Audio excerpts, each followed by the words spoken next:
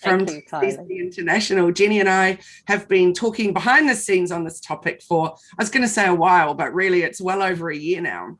Yeah, definitely. Where these bits come into it and the awkwardness for people around some of these topics and how to share them on their channels and within their business, etc. So how about Jenni, you introduce yourself first. Hello, I'm Jenni. I'm a Bundjalung woman from Northern Rivers, New South Wales, where Kylie's living. I'm the founder of Elephant in the Room Consulting. And I guess as an Aboriginal woman, I've had a lot of conversations around diversity and also being a female business owner. So there's lots of kind of points of reference in relation to diversity and inclusion in that place, both in business as well as in personal life. So I'm so excited about this conversation today. Me too. And Maureen, would you like to introduce yourself? Yeah, hi, Maureen Shelley from the Copy Collective, and we're storytellers and clearly a woman in business, but I have a disability which most people don't know about. I have two children who have different disabilities, including mental health issues, and my husband is totally blind, and we're a rainbow employer, and we've had employees transition during their employment with us. So, you know, I look at it from a few different perspectives, and it never ceases to amaze me how offensive people can be, and they don't mean to be. They really don't, but they really are. So, yeah, Kylie, topic well overdue to be talked about. Yes, absolutely. And I'm Kylie Mowbray-Allen from Hello Media, and I just come in with a lot of personal opinions on all the matters. That's really my experience. I do have my own disability. I wear hearing aids. I'm not sure how much of a disability that is because I feel like I get a little superpower when I put my hearing aids in. So join the rest of the world, but also I love taking them out at night and shutting out the world too. That's a good bonus. But my biggest experience around that area of disability, and that is 14 years ago, my husband broke his neck playing rugby and is a quadriplegic, so paralyzed from the neck down. And interestingly enough, I'd never met anyone in a wheelchair before my husband had his accident. Oh, wow. And I realized very, very quickly that probably what I would have done walking past someone in a wheelchair or with some kind of a very obvious physical disability is possibly would have just looked away because I didn't know where to look and all of that. So my journey over the last 14 years with him has been astounding, and I definitely know I'm a better person since the experience, and so is everybody around us really, and sharing the journey with him and learning along the way. So yeah, mine's very much just coming in from observations and opinions, but like Maureen, I'm always astounded at the things that people say, not just to him, but also to me about him. It's a very, See, Kylie, you've been around in so many different places, and particularly in your role as a digital marketer, you have to deal with this diversity issues all the time. You may just not call it that. And I think that's the interesting thing about diversity is sometimes we're dealing with issues and conversations, and definitely, Maureen, I imagine in your world as well, we're dealing with the idea of diversity and how to be inclusive in our language and how to not offend people. Every single day we write a post on Facebook or send an email burst out or create a program. We're always we should always be mindful of how it's going to be received by the people that we're writing content for.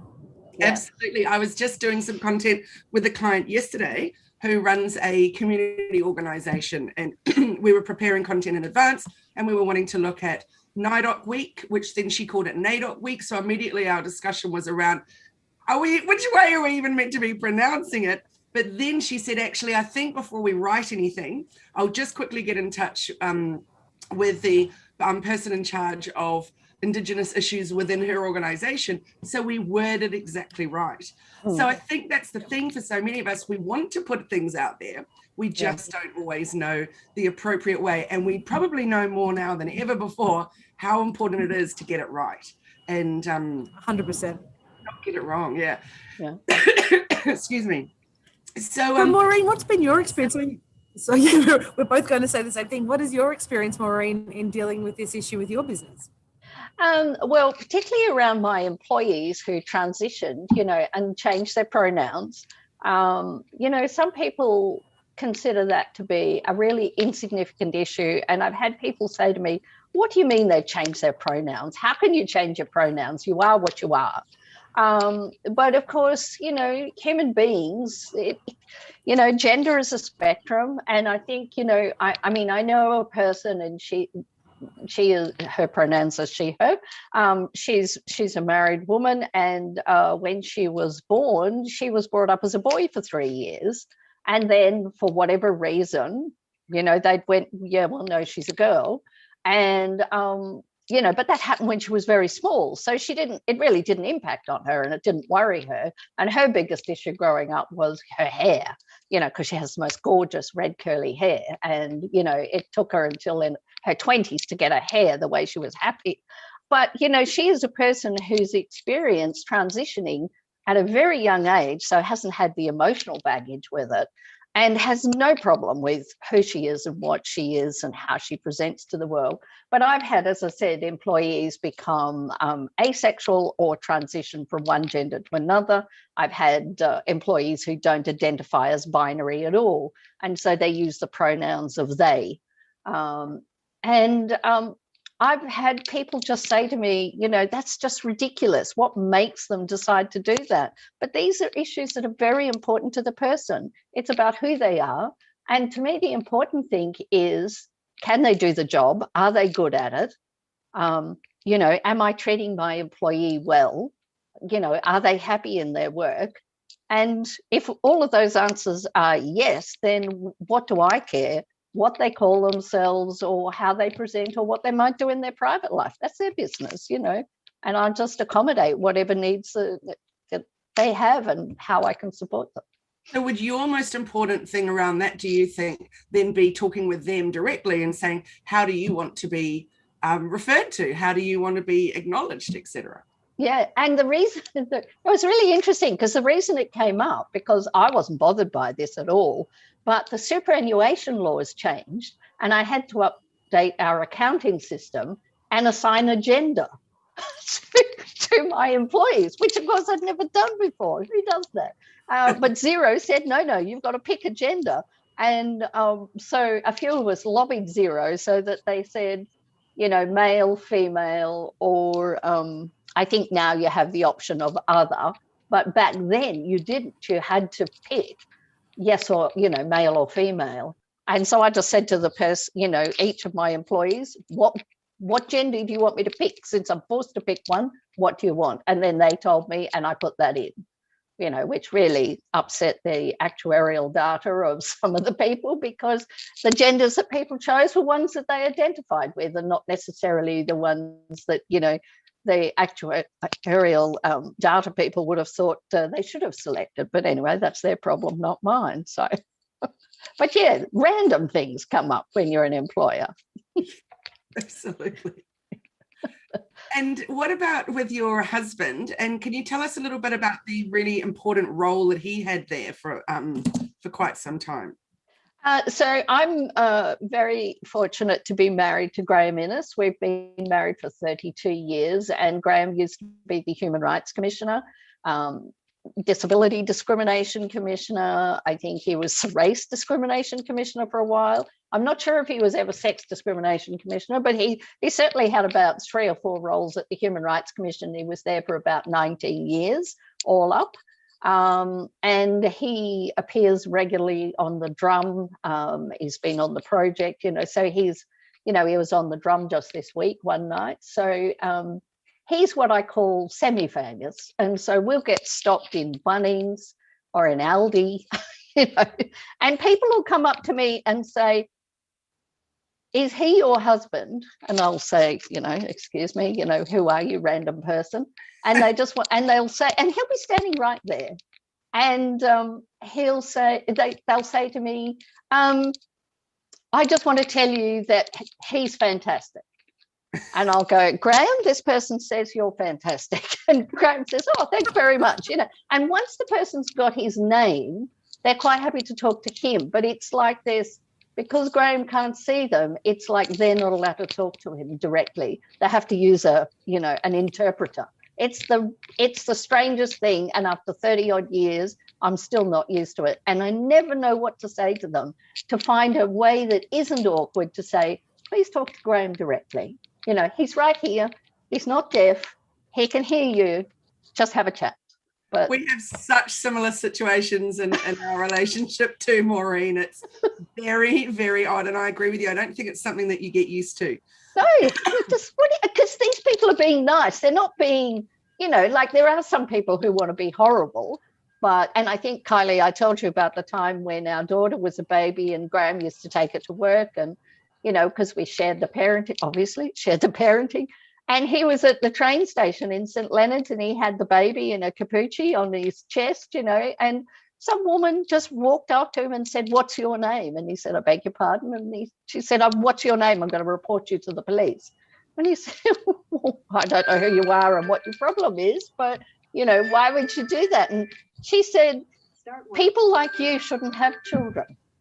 Like, just came straight out and said, people like you. So blind people obviously have no right to have children, no right to a family in this person's mind. Absolutely extraordinary, isn't it?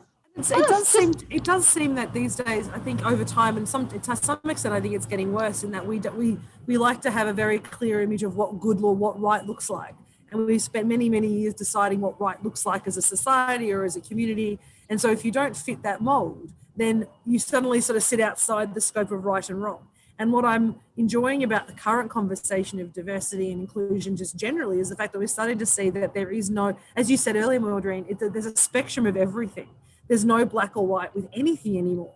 And it's about where we sit and where we choose to show up on that spectrum about every different topic. But it's such an interesting conversation that somebody feels that they have the right to actually tell somebody else or impose their values or their judgment on each other. And even to this day, I still find that fascinating that we as humans think it's our right to do that. Yes, yeah. Or some do, should I say. And women experience that a lot. I mean, you know, we all have children, but if you've ever been pregnant, you know, complete strangers feel that it's quite okay to come up and touch your stomach.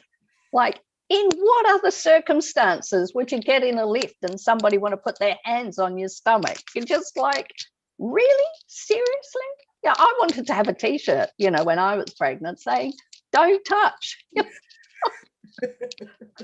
A bit like Graham's guide dog has got a little sign on it that says, "Do not pat." I'm working. Richard wants one of those for his head because sitting in a wheelchair, people will often do a pat, pat, pat on the head.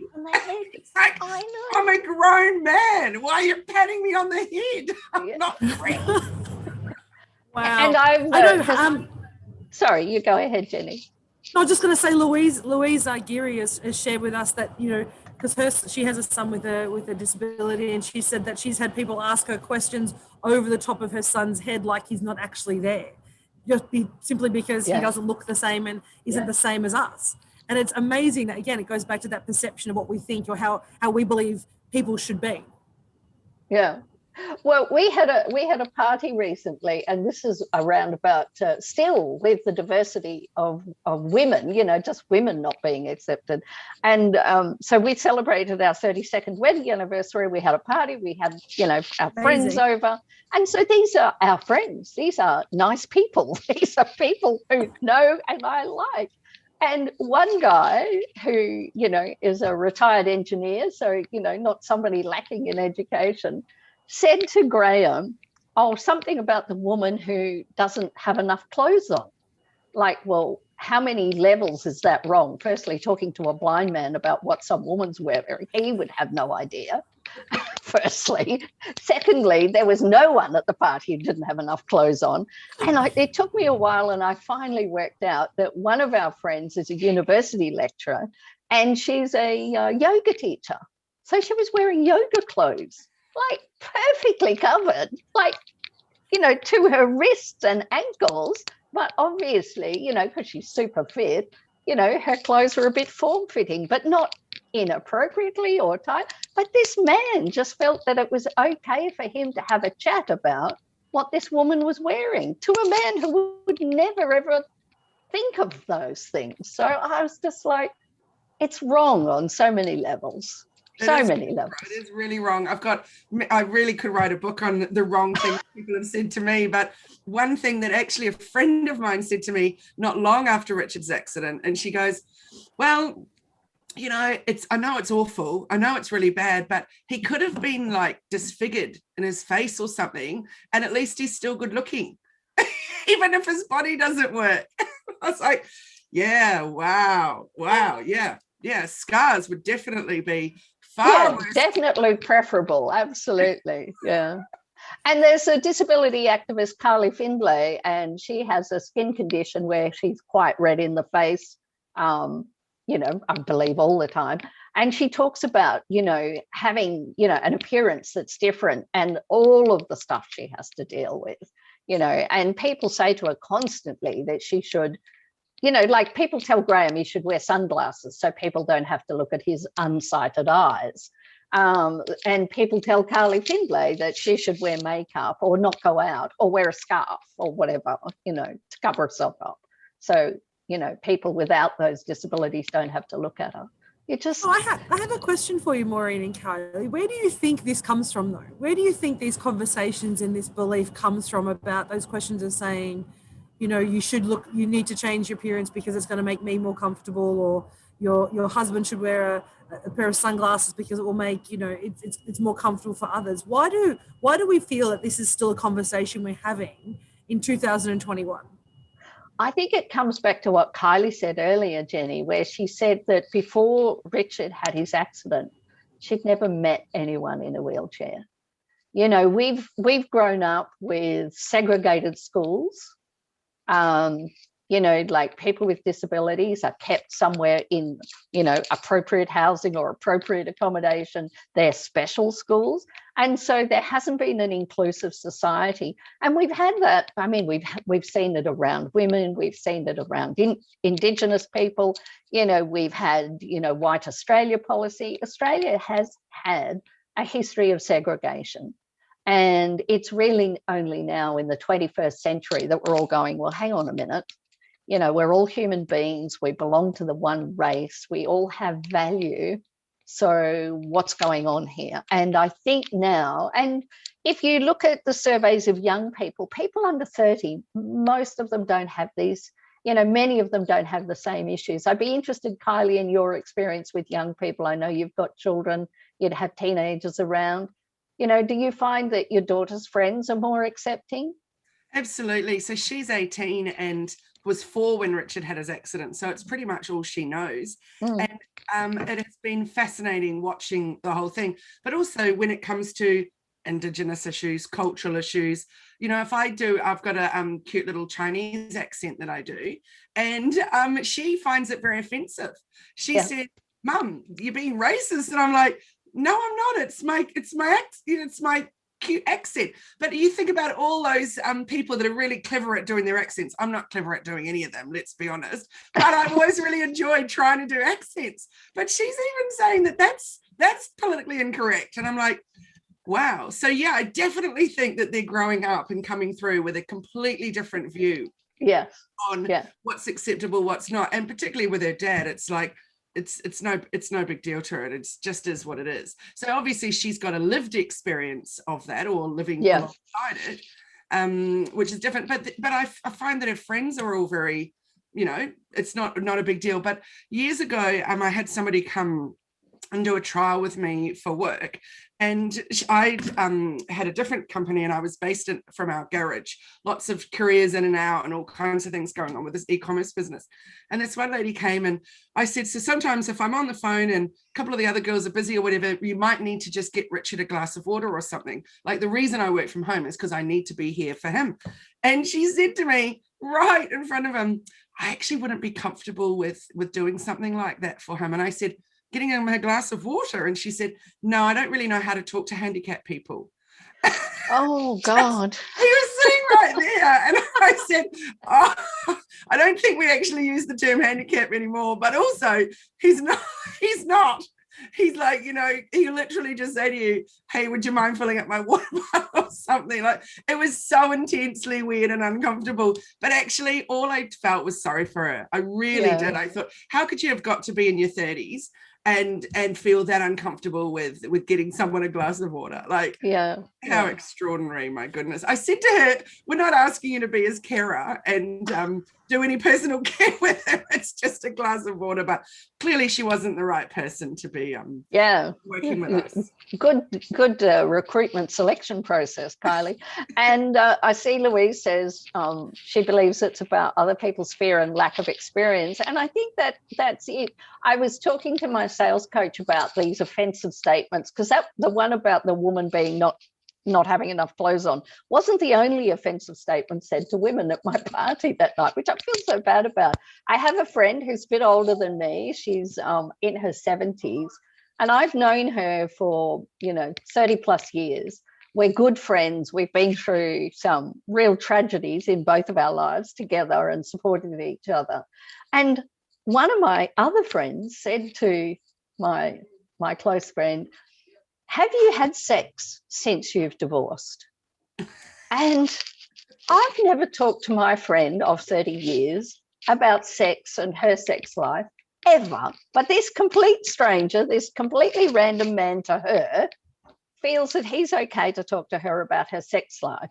And some of the other people at the party said to me, well, really, he was coming from a point of curiosity. He was interested in about older people and their sex lives. And I'm like, well, why does your curiosity mean that you can just be rude and offensive? Like, what gives you that permission? And I do think people just feel that curiosity is a sufficient excuse to be offensive. They don't think they're being offensive. They feel that they have the right to ask whatever questions they want. And I was having this conversation with my sales coach, and he actually said, well, I just think people do come from a point of curiosity. And if you say, look, I'm curious, I'm really genuinely curious, he felt that was sufficient. And that's a point that he and I disagree on quite a lot, because I don't think your curiosity trumps my right to be treated with dignity. Yeah, I think it's a really, really, really big issue, that one. And so it's giving yourself permission, isn't it, to put anything out there, really, if you say it comes down to curiosity. But I totally agree with what Louise has said and what you said, that I think it's just from ignorance. And it's not ignorant necessarily in a particularly negative way, although we have many instances of appalling ignorance. I'll just give you an example. We were watching my niece play soccer last Sunday, and we're on this path, and there were 3 teenage girls that were around 15 walking towards us, and there's Richard on the chair, but he couldn't go off, on the path. He couldn't go off the path because it was mud. So that's no good for his chair. Yet all the rest of us wearing shoes could very easily have walked, so he could stay on the path, but they chose not to. The 3 of them just stayed side by side. They didn't even go in a single file so that he could get past. And so he just stopped and waited till eventually they parted. There was nothing he could do. It was like, how extraordinary. They were very ignorant and rude. And we find that kind of thing, a fair bit, unfortunately. But I definitely think not everybody's doing it coming from a bad place. No. I think when we just don't understand, and I just want to share one more thing about an amusing disability anecdote before I ask Jenni some questions on Indigenous issues. But that is, people have been saying odd things to us for a very long time, and mostly we've learned if you just deal with them with humor, that's our best way. And for Richard particularly, he's a very funny guy, and he comes up with some really wacky stories about, particularly for kids, because he loves it when the kids ask the questions, because the parents will be doing the whispering and they don't look at him and that kind of thing, and he's just happy to share or whatever. But this one time they got a hoist installed at a local pool, and after a lot of fighting to get this hoist, of course they didn't follow through and do all the other things that were required. So it was a bit of a debacle getting him onto the hoist from his chair. We had to take our own hoist to get him onto the pool hoist. So there's Clover and I trying to maneuver him to come down, be lowered down into the pool. Now this hoist that they got, this chair, was done, I don't know the right words for it, but the way that it was operated was with water. So as we would wind him down slowly into the pool, it would shoot this giant whale spout up behind him. So he was quite a spectacle anyway. And there he is. And the pool was, a hot day. The pool was absolutely chocker with families. And It was literally like the royalty had arrived. As he was being lowered down, the whole pool stopped what they were doing. The splashing stopped, the talking stopped. Everyone turned and stared as he just was lowered, like so slowly. And then as he got down, he just looked at this one kid who was closest to him and went, "What? Did you get your eyes for Christmas?" And the guy just cracked up. And then everybody went about their way and all of that. But it was like, wow, just to be stared at that intensely. Yeah. It's so crazy. And then I said I'd only tell one more, but I've got one more, which is my other favorite that we laugh about regularly. And that I was like, I saw a woman in town that I know in Bangalore. And she said, "Oh, come over. I want you to meet this person." So I went over and she said, "Oh, you haven't met Kylie, but you've probably seen her around." And her husband's Richard, the guy in the wheelchair, because Richard's the only guy in a wheelchair in Bangalore.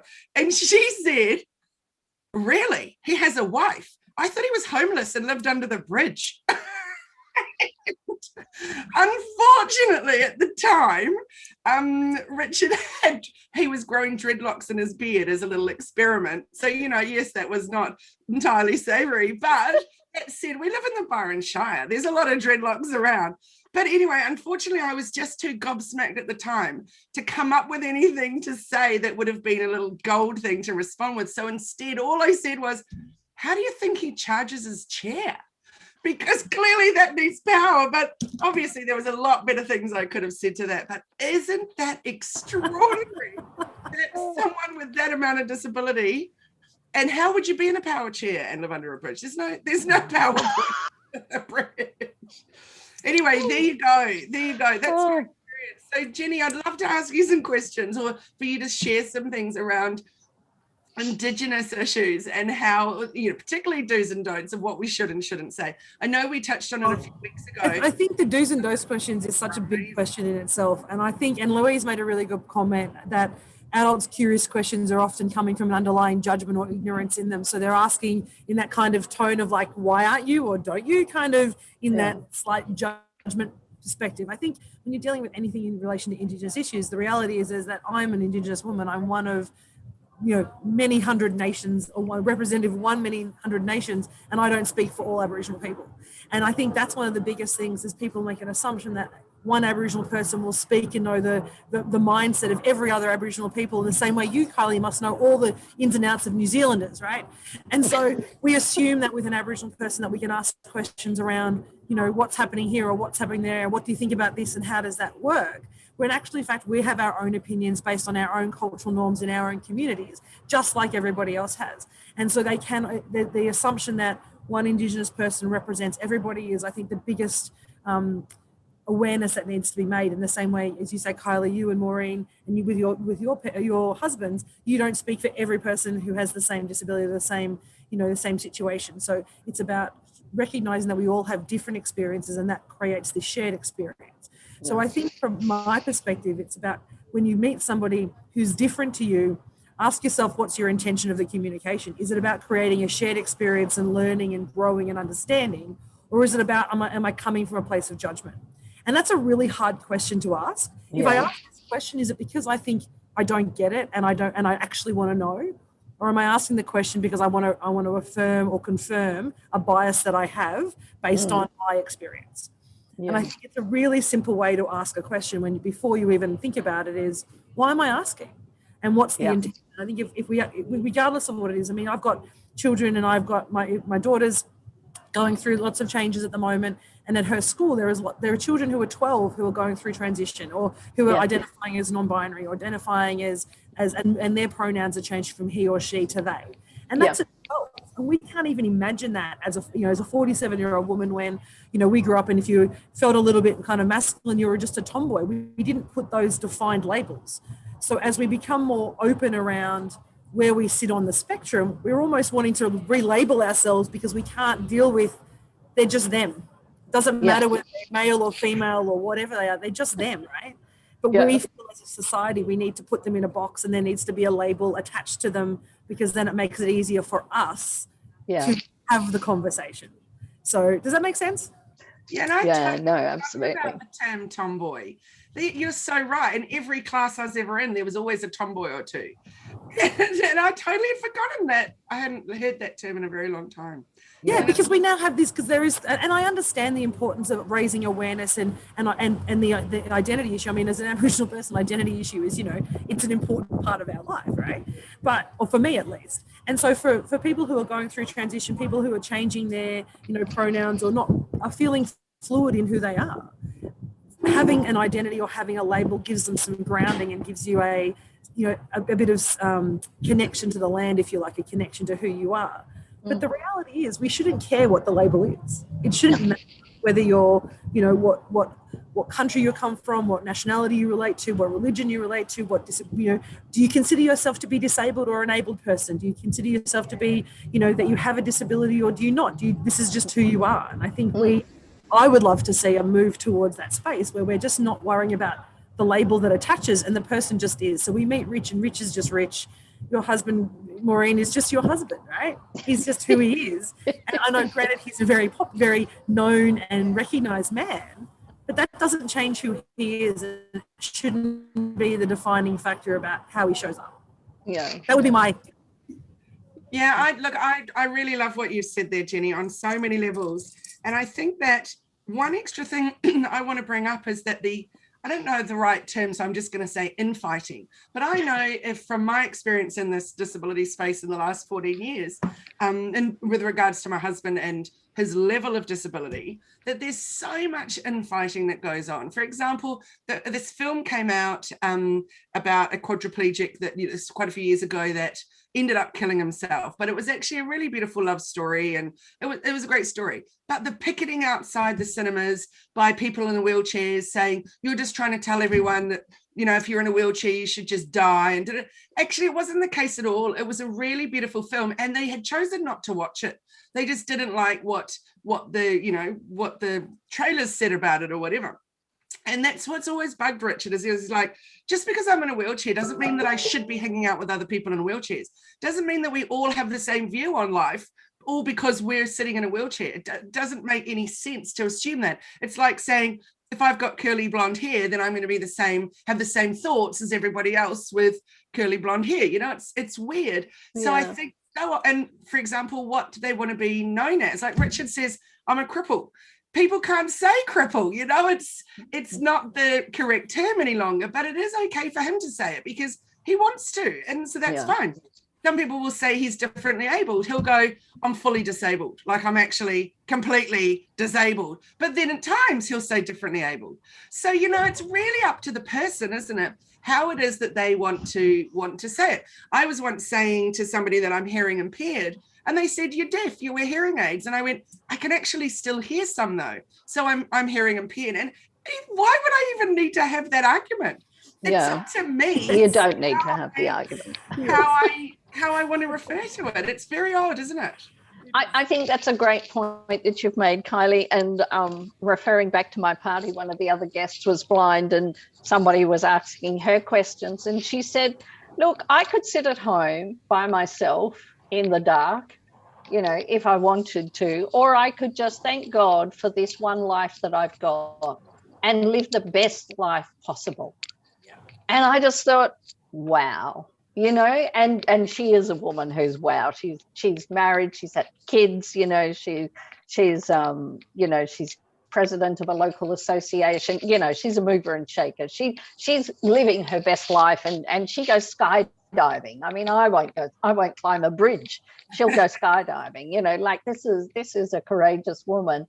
But I just thought that's the attitude. I love that attitude that each of us only get one life. Let's live the best life we can. Yeah. And I think that, if you meet someone who's different to you, firstly, remember your manners that you were taught. Don't ask people personal questions. If they choose to share stuff with you, let them share. And if you think, well, I don't know whether to offer help or not, say to you, hi, do you need any assistance? I'm Maureen. Can I help you at all? Do you need any assistance? And then if they say no, you go, right, fine, thanks. And if they say yes, then please, by all means, help. But Graham's had the funniest story that ever happened to him was a guy, and people as I said, they don't speak to him. They walked up to him when he was about to cross the road, and this was in the days before he had a guide dog and he had a cane. They grabbed the end of his cane and walked across the road. And Graham didn't want to cross the road, so he stayed on the sidewalk, but then the cane snapped and Graham's just standing there with like a rubber handle in his hand and no cane. This person, and Graham to this day doesn't know whether it was a man or a woman or who it was, because they never spoke, walks back to him and put the rest of his cane in the other hand. So Graham had to do a quick repair on the side of the road before he walked off down the street. Oh. But, yeah. Oh, extraordinary. I'd love to bring up the word inspiring. I know that we've just gone over time, but the word inspiring is a really triggering word for a lot of people too. I've seen a lot of stuff on social media with people with disabilities saying, stop calling me inspiring. I'm just living. I'm just doing my thing. But I actually look at that really, really differently. So I look at my husband and I think he's the most inspiring human I know. What he's done, and I have this little saying in this spinal cord injury Facebook group that I started when he first had his accident, which was, it's not what happens to you, it's what you do with what has happened to you. Yeah. And so I think when I look at Richard and I think that was a guy just going about his business. He had a business, he was a dad, and he played rugby, and he was a really good human. Then he had his accident, and what he chose to do with his life after that accident is quite mind-blowing. And the way he goes about his business every single day does inspire people every single day. And I find him incredibly inspiring. I don't find that offensive to say that he's inspiring. Sometimes people have said that I'm inspiring, and I'm a little odd about that. And then I've sat back and thought, if I put it in the way that I think of Richard in that way, then yes, I could have just crumbled and gone, this is just so hard. I'm just going to, sit and cry in the room all day and feel sorry for myself. But I chose not to do that and move forward with, finding the humor in each day and, all that kind of stuff. So I think it's a really tricky thing, whether it's the word inspiring or it's the way people, like you were saying about people asking for help. We know people in the exact same situation as Richard that get furious when people offer help.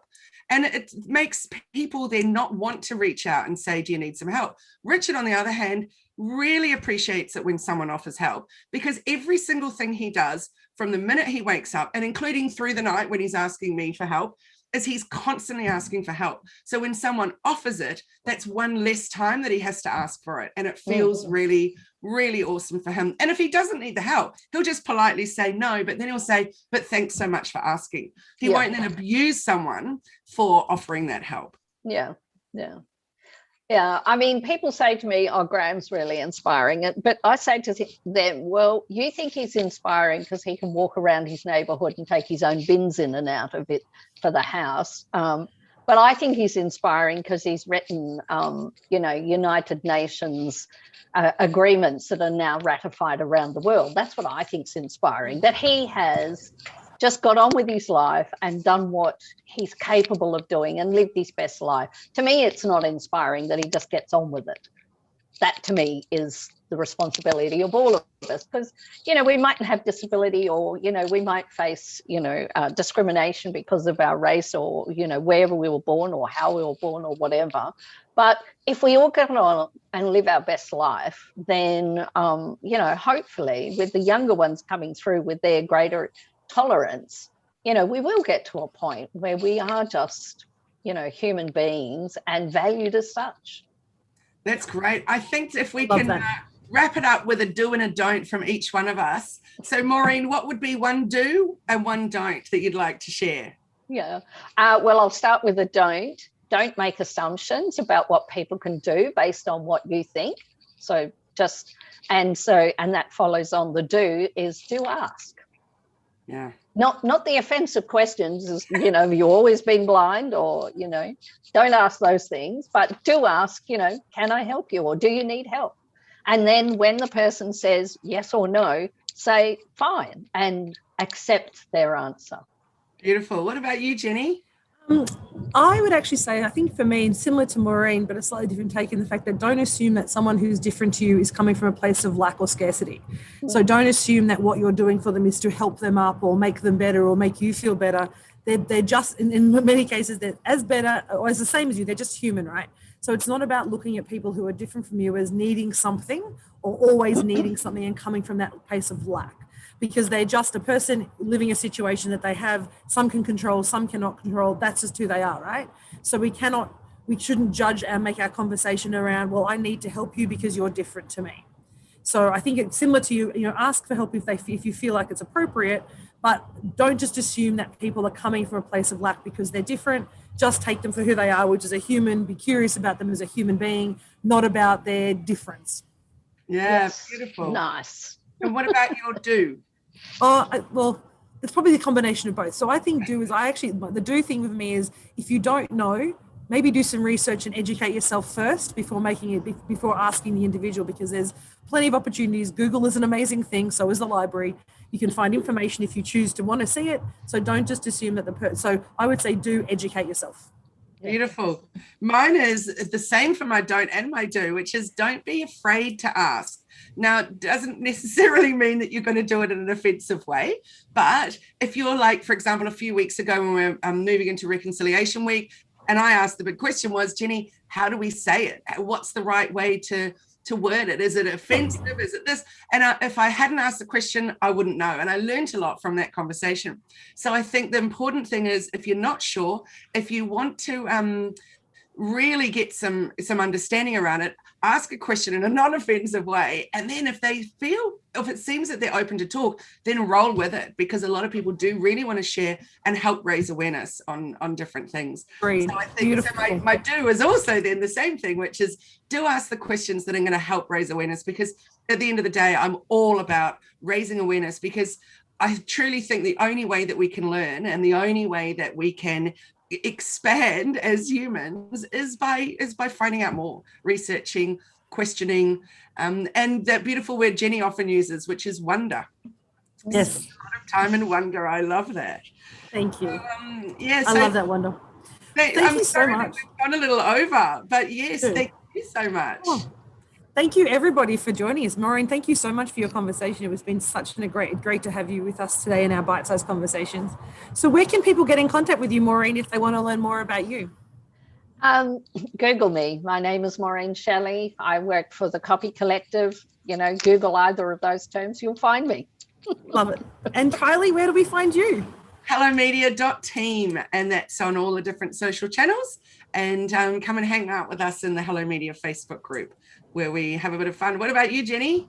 I am Jenni Walke from Elephant in the Room, so you can find us at Elephant in the Room AU on Insta and Facebook, and from there you can find our webpage and all the other places you can find us. But that's where we like to hang out, is in Facebook. Cool. And Jenny, what about our topic for next week? I'm super keen to be talking about women. And but we can move that to another week. I think we should talk about that next week. I think 100% we should. That's definitely the topic for next week. I think it's a good follow-on from today. I think it's a very good follow-on today, because I think there's so many opportunities at the moment, and I think that you've got 3 very powerhouse women in the room today, and let's continue that conversation next week.